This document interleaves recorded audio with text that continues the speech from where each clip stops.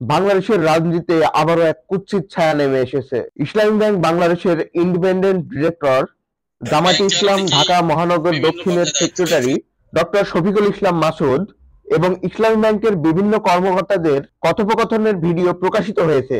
ভিডিওটিতে দেখা যাচ্ছে নির্বাচনের সময় কারা ভোট কেন্দ্রের ভিতরে থাকবে, কারা ভোট কেন্দ্রের বাইরে থাকবে, কারা ভোট কারচুপি করবে, কারা ইলেকশন ইঞ্জিনিয়ারিং করবে, সবকিছু প্ল্যান করা হচ্ছে ওখানে।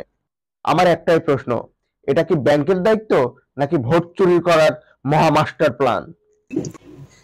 আমি খুবই সংক্ষেপে কয়েকটি বিষয় একটু আপনাদের সামনে তুলে ধরার চেষ্টা করব। যদি আল্লাহ তাআলা পছন্দ করেন তাহলে হয়তো আপনাদের কাজে লাগতে পারে এবং দুনিয়ার কল্যাণ পরকাল মুক্তির জন্য যেন আল্লাহ সুবহানাহু ওয়া তাআলা এটা কবুল মঞ্জুর করেন।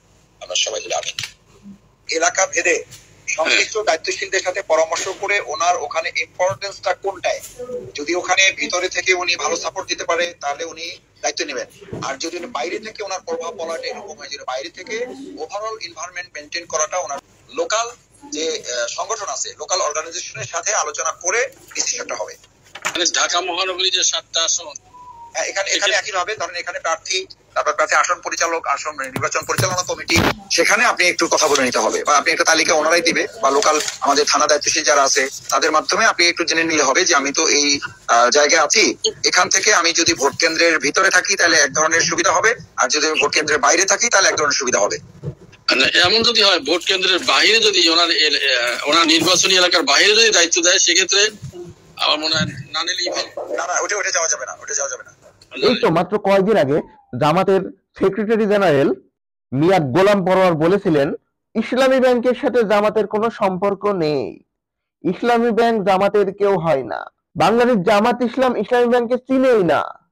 অথচ আজ কাহিনী ভিন্ন, সম্পর্ক বদলে গেল, প্রকাশ্যে ভিডিও চলে আসলো, তাদের কথাবার্তা সম্পূর্ণ মিথ্যা প্রমাণিত হলো এবং সেটা প্রমাণ সহ বেরিয়ে আসলো থলের বিড়াল।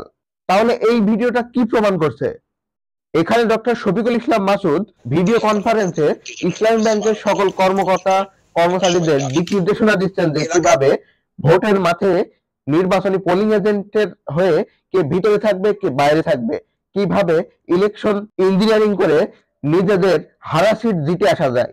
এটা তো ইসলামী ব্যাংক না, এটা হলো আগামী নির্বাচনের ভোট কেন্দ্রে পোলিং এজেন্ট বন্টনের মহাকারসাজি।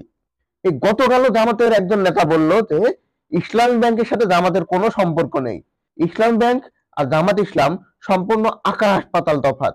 তাহলে প্রশ্ন, এগুলো কি? এখানে ভয়ঙ্কর তথ্য, দীর্ঘদিন ধরে অভিযোগ আছে ইসলামী ব্যাংকের প্রায় 5,000-এরও অধিক কর্মচারীকে বহিষ্কার করে দেওয়া হয়েছে। কেন করে দেওয়া হয়েছে? তাদের জামাত শিবিরপন্থী লোকজনকে এখানে বসানোর জন্য, এবং পরবর্তীতে 5,000-এর অধিক জামাত শিবিরপন্থী লোকজনকেও এখানে বসানো হয়েছে একইভাবে। এখন দেখা যাচ্ছে ডক্টর শফিকুল ইসলাম মাসুদের নেতৃত্বে নতুন নিয়োগ পাওয়া ইসলামী ব্যাংকে জামাত শিবিরের লোকজন মিলে সামনে ভোট চুরির এক মহাপরিকল্পনা আসছে। ভিডিওটিতে তারা কি বলতো এটা তো আপনারা শুনতেই পেলেন। কোন ব্যাংক কর্মচারীদের ভিডিও কনফারেন্সে বা ভোট ট্যাম্পারিং বা ইলেকশন মেকানিজম করার জন্য এরকম মিটিং হয়? এ যেন ভোট চুরির এক হরিণ লুটের কর্মকাণ্ড। ইসলাম ব্যাংককে ব্যবহার করে ইলেকশন ইঞ্জিনিয়ারিং এর কাহিনী এখন আর অনুমান নয়। সাংবাদিক জুলকারনাইন সাহেব ভাই এটা যদি প্রকাশ না করতো তাহলে তো এটা কেউ বিশ্বাসই করতো না। সবাই তো মনে করে যে না, এরা ধোয়া তুলসী পাতা, ভিতরে ভিতরে এরা হলো ইবলিশের থেকেও বড় ইবলিশ। যদি এভাবে 2026 সালের নির্বাচন হয় তাহলে এটা জনগণের নির্বাচন হবে না, এটা জামাত শিবিরের ইলেকশন ইঞ্জিনিয়ারিং এর হামিদামি নির্বাচন হবে, যেটা নির্বাচন কমিশনের প্রতি সরাসরি দাবি। ইসলামী ব্যাংক সহ জামাত ইসলাম কর্তৃক সকল প্রতিষ্ঠানের কর্মকর্তা কর্মচারীদের নির্বাচনে কোনো রকম দায়িত্ব দেওয়া যাবে না।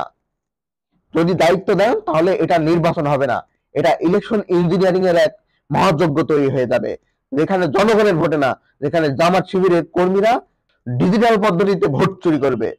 এদেরকে যদি ঠেকানো না যায় বাংলাদেশে আরো একটি পরিকল্পিত ষড়যন্ত্রমূলক প্রহসনের নির্বাচনের দিকে ধাবিত হবে, আর এটি গণতন্ত্রের জন্য ভয়ঙ্কর হুমকি। এখনই আমাদের সবাইকে সতর্ক হওয়া প্রয়োজন, কারণ ভোটাধিকার কারো ব্যক্তিগত খেলাঘর নয়, এটি জনগণের সার্বভৌমত্ব অধিকার।